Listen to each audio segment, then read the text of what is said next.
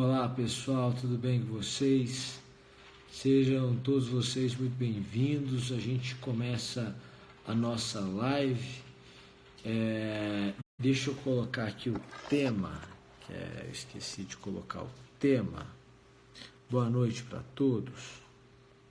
Tema: o que fazer no meio do mar?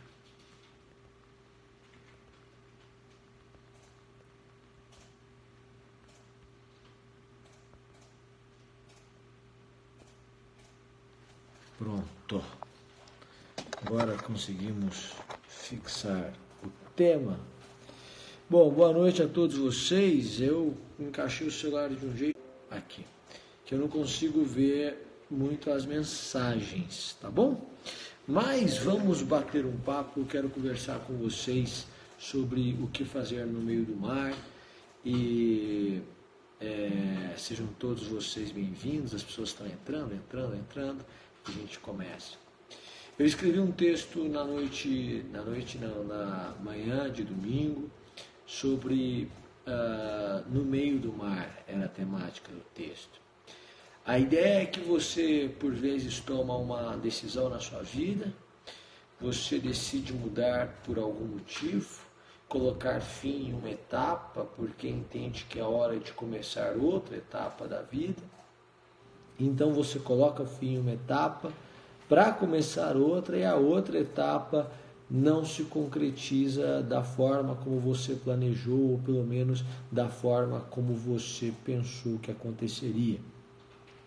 Como a gente está aqui no curso, tratando de algo do curso, eu penso que devemos trazer isso para a nossa realidade aqui.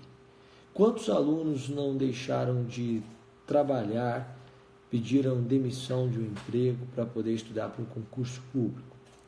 Ou quantos alunos recusaram um convite em escritório de advocacia porque decidiram estudar para concurso? Continuam trabalhando meio período, mas ao outro período eles podiam ter crescido no escritório, podiam ter assumido uma área de um escritório. Quantas pessoas deixaram de assumir um cargo com função? Eram diretores de secretaria, eram oficiais de gabinete, eram secretários de audiência e simplesmente pediram para sair de uma função comissionada, digamos assim, para poder estudar. Quantas pessoas colocaram fim em uma relação porque entenderam que essa relação era incompatível, absolutamente incompatível com o seu novo plano de vida? Então você, em um determinado momento da vida, chegou à conclusão de que era preciso mudar, que você já não cabia mais naquele espaço ou não se enxergava mais naquela situação. Então você decidiu que era hora de mudar, de sair, de viver uma nova experiência.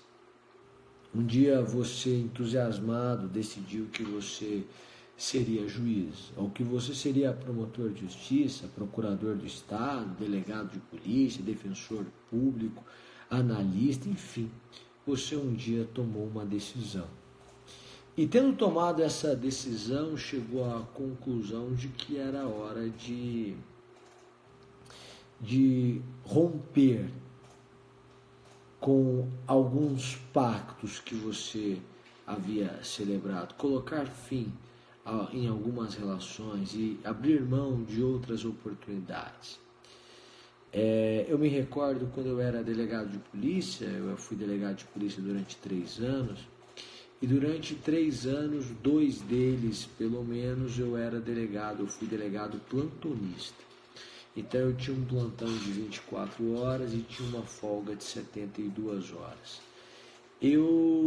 Nesse momento, eu poderia pensar assim, olha, eu podia ter assumido na época, né, um cargo em uma delegacia mais importante, uma delegacia com maior visibilidade, uma delegacia de repressão, enfim, ao crime organizado, ao tráfico de drogas, delegacia da mulher, de roubo, de furtos e roubos, de crimes contra a ordem tributária.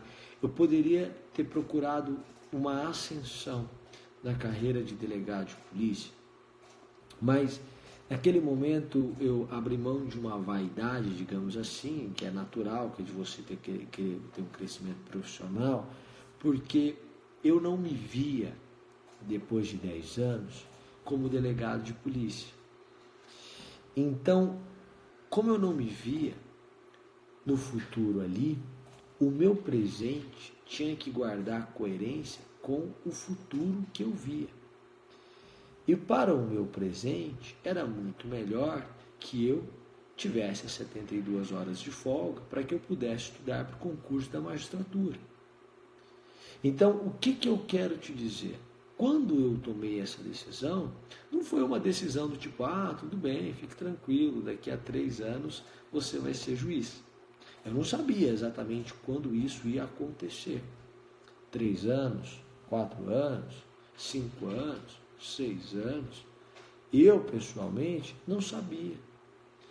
Então, a despeito de não vislumbrar, não ver o mar, aliás, não ver a ilha a que eu chegaria, ou a qual eu chegaria, eu tomei uma decisão. E em alguns momentos eu poderia ter me questionado, não me questionei não, porque foi em 3 anos, mas imagine que eu tivesse demorado 7 anos. Então eu iria olhar e dizer, gente, hoje as pessoas que passaram comigo são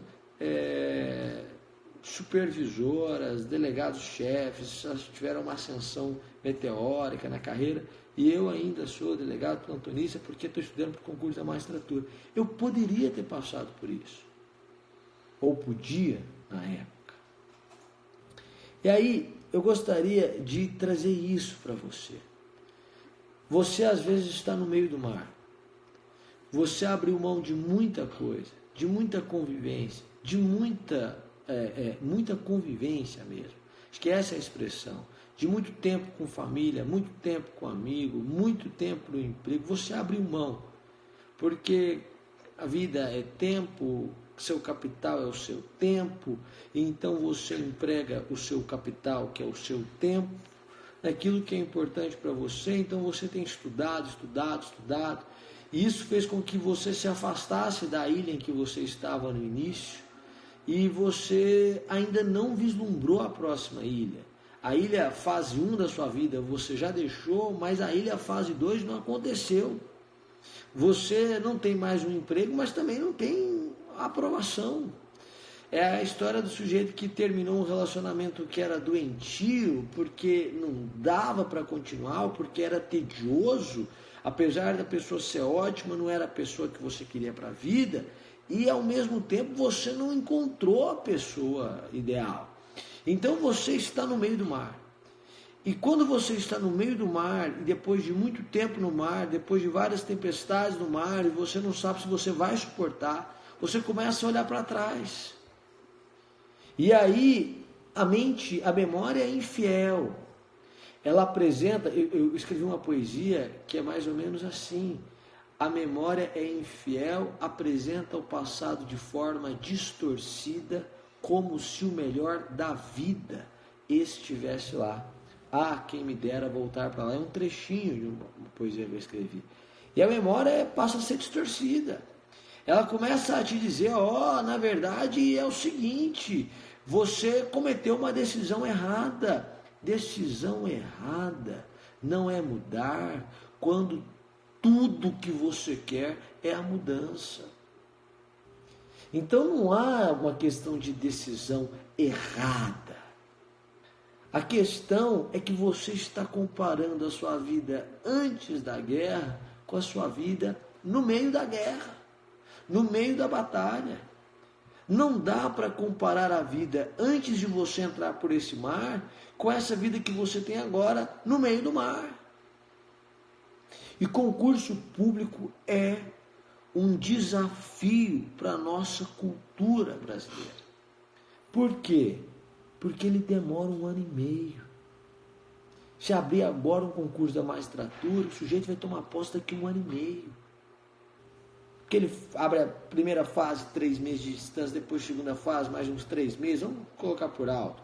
Depois para sair resultado de sentença, depois vai para inscrição definitiva, depois o sujeito vai para uma prova oral, tudo é 2, 3 meses de distância, depois até que saia a nomeação, 1 ano e 2 meses, 1 ano e 3 meses, e aí vai. E aí a gente fala, se abrir um concurso agora, e der tudo certo, eu tomo posse daqui 1 ano e meio, então eu não tomo posse amanhã. Então eu não tomo posse depois de amanhã. Então daqui a 2 meses não vai ter resolvido. E você começa a trabalhar com a questão do tempo. Do tempo. E você está no meio do mar. A gente precisa encarar algumas verdades. Porque eu gosto de uma pessoa que tem uma exata compreensão da realidade e que não precisa distorcer a realidade para ser otimista. Ela consegue ser otimista dentro da realidade. Ela tem uma fé inabalável, mas sem distorcer a realidade. E a realidade é, você está no meio do mar. A realidade é, você não viu ainda qual é a terra. E você já abandonou o seu passado. Mas o seu futuro ainda não virou presente. E isso tem te perturbado e você não sabe quando é que o seu futuro vai se transformar em presente. E você começa a se questionar se o seu futuro vai se transformar em presente. Então, a primeira coisa que eu quero te dizer é que no meio do mar você tem que ter uma fé inabalável, uma convicção inabalável, uma certeza inabalável, porque senão você não vai suportar a pressão. Se você, isso aí, as pessoas falam em religião, claro, tem muita fé em Deus, mas inclusive do ponto de vista da ciência. Eu estou lendo alguns livros e o que me parece que tem sido percebido pela ciência é que o que você libera no seu cérebro, inclusive do ponto de vista hormonal, quando você é uma pessoa otimista, faz com que você tenha uma maior capacidade de raciocínio, de criatividade, de crescimento, e isso faz com que você efetivamente cresça, efetivamente seja criativo, efetivamente prospere. Então, o que eu quero te dizer é, se tiver que mudar, vamos mudar em primeiro lugar e abandonar esse pessimismo dentro de uma realidade. Eu não estou falando para você ignorar a sua realidade. Acho que a primeira coisa é essa, tem que ter uma fé inabalável. Em segundo lugar, pare de olhar para trás. Eu disse isso no texto. Há uma passagem bíblica em que Jesus diz, quem coloca a mão no arado e olha para trás, não é digno do reino de Deus. O que ele está dizendo é, a partir do momento que você entrou numa missão, meu amigo, olhar para trás quer dizer que você não é digno dessa missão. Se você entrou nessa missão, se você sente um desejo genuíno por seguir uma carreira jurídica, pode ser a magistratura, pode ser o Ministério Público, pode ser as 2, pode ser as 3, Defensoria Pública, pode ser as 4, delegado de polícia, pode ser as 5, procurador de Estado, o sujeito quer ser aprovado numa carreira jurídica porque ele quer ter uma realização profissional. Se você tem essa firme convicção na sua vida, então é uma missão. Essa realização vai ter uma finalidade que ultrapassa você mesmo, que é maior do que você mesmo.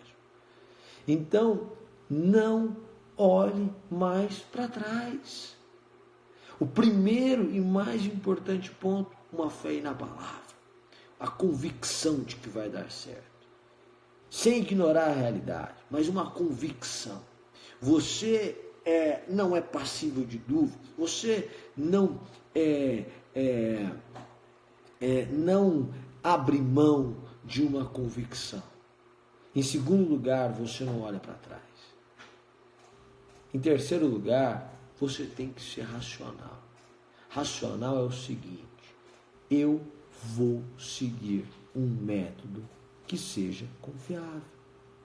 Eu vou seguir um curso, agora trazendo para a realidade, eu vou fazer um curso no qual eu confio.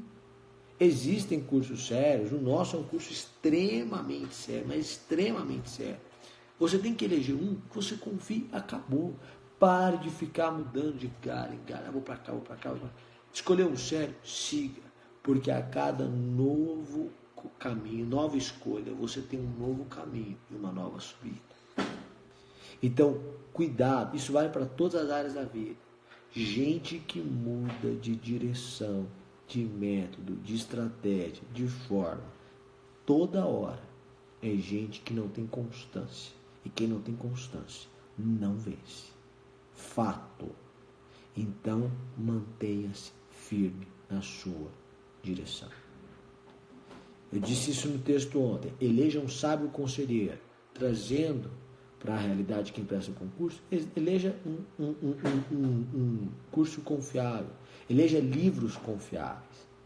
Eu tenho alguns livros de concurso que eu li 10 vezes. O mesmo livro. Então, assim, li mesmo. E eu tenho anotado. Um dia eu vou colocar para vocês, há muito tempo atrás eu coloquei, eu vou colocar para vocês na minha casa, em Anápolis, vou mostrar para vocês vários livros. Eu tenho uma espécie de biblioteca. Então, eu vou mostrar para vocês. E aí, eu quero dizer uma coisa para você. É preciso ter uma fé inabalável, é preciso eleger um conselheiro sábio, é preciso não olhar para trás e é preciso continuar. Às vezes, o corpo da gente está entregue. Como é que eu fazia para não desistir? E eu vou deixar 3 estratégias para você. A primeira delas é que para passar, gente, eu quero passar em 3 anos, e aconteceu efetivamente isso. O que eu fazia? Eu estudava para ser o primeiro lugar. Você tem estudado para passar ou você tem estudado para passar em primeiro lugar? Não faz a menor diferença se você passa em primeiro, se você passa em 20º. Eu era o primeiro do meu concurso, na prova de títulos caí para a 3ª colocação. Não faz a menor diferença se você aprovar em primeiro ou em 20º. Mas quando você estuda para ser o primeiro lugar, várias pressões você abre mão delas. Por exemplo, primeira fase.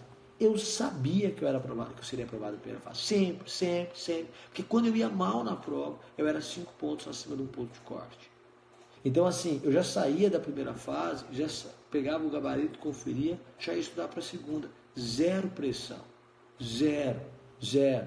Concurso do MPDFT, eu lembro que eu prestei, eu fiquei em 5º lugar geral na primeira fase, no TJDFT em 2º lugar geral na primeira fase, no 8º período da Faculdade de Direito, eu prestei para Juiz de Goiás, e aí eu fiquei em 32º lugar, eu acho, na primeira fase. E aí, por quê? Porque eu tinha um método que foi transformado no Magius 8, que foi transformado para os cursos intensivos, um método que a gente, especialmente no Magius 8, que é a reprodução do meu método de estudo, que me fez, desde o 8º período, sempre passar na primeira fase. Eu, pessoalmente, realmente desconheço uma primeira fase, segundas várias, mas uma primeira fase, a partir do momento que comecei a passar, que eu não tenha passado. Mas, por quê? Porque eu estudava para ser o primeiro. Então, isso tira muita pressão, gente. Estude para ser o primeiro. Em segundo lugar, eu alimentava o meu sonho. Esse negócio da gente ficar com medo de se frustrar é um negócio muito perigoso. O sujeito diz, eu estou com medo de me frustrar porque a filosofia diz, e diz mesmo, que felicidade é realidade menos expectativa. Se a sua realidade supera a sua expectativa, você é uma pessoa feliz. Mas se a sua realidade é menor do que a sua expectativa, então você é uma pessoa infeliz. Só que, gente, o sonho já nasceu em você. Você já tem esse desejo, já está aí dentro. Você já quer isso. O que você às vezes tenta é abafar um sonho, mas ele já nasceu, já existe, já é uma semente, já está aí dentro. Então, assim, Já que já está aí dentro, já que é o que você quer mesmo, então vamos nos ajudar. Alimente seu sonho. Mas alimente, gente, não tenha medo de sonhar. Vá correr. Eu gostava de correr e gosto de correr pensando 1 milhão de coisas e às vezes as coisas mais absurdas possíveis, longínquas possíveis. Vá fazendo isso. Então assim, eu vou fazer o que eu preciso fazer. Então, o que eu quero te dizer é alimente seu sonho. Pense na sua vida daqui a 5 anos, como é que você quer ter.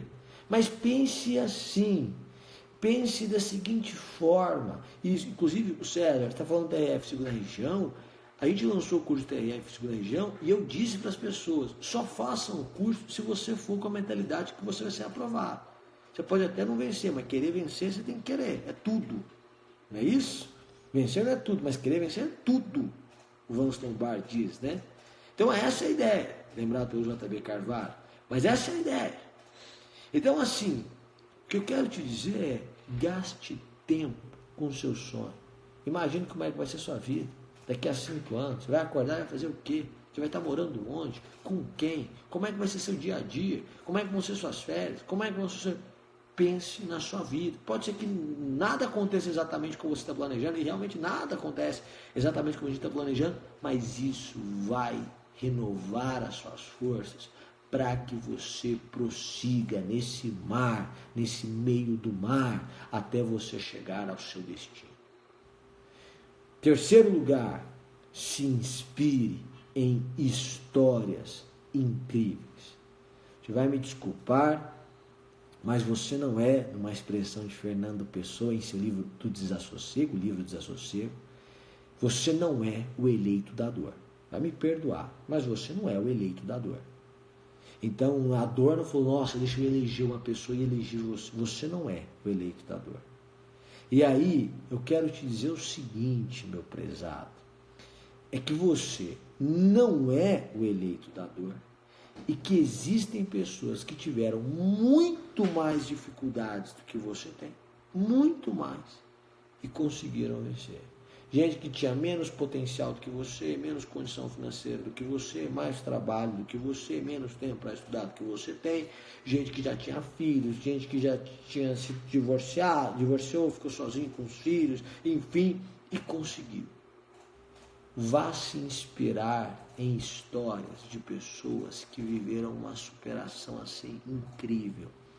Isso vai renovar as suas forças.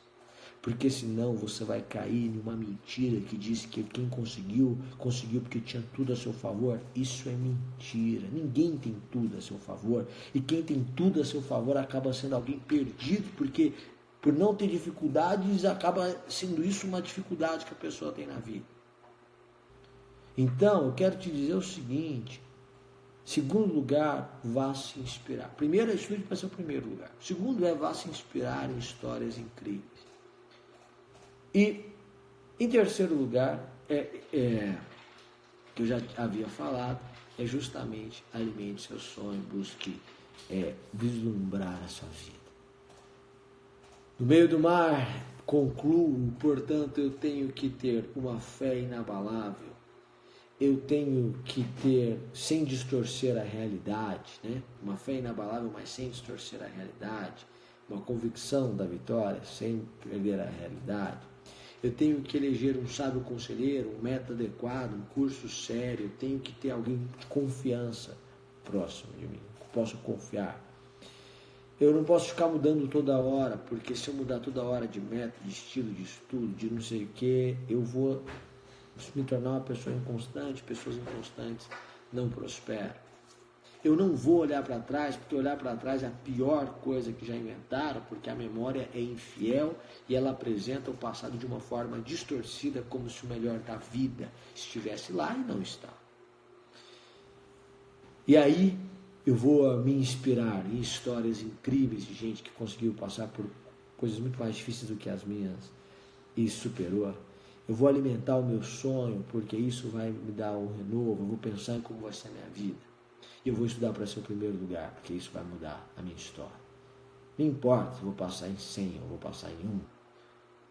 Não importa se eu vou ser o primeiro ou vou ser o 20º. Importa que eu vou passar, mas eu vou estudar para ser o primeiro, porque eu vou passar mais rápido. Bom, pessoal, era isso que eu queria conversar com vocês hoje.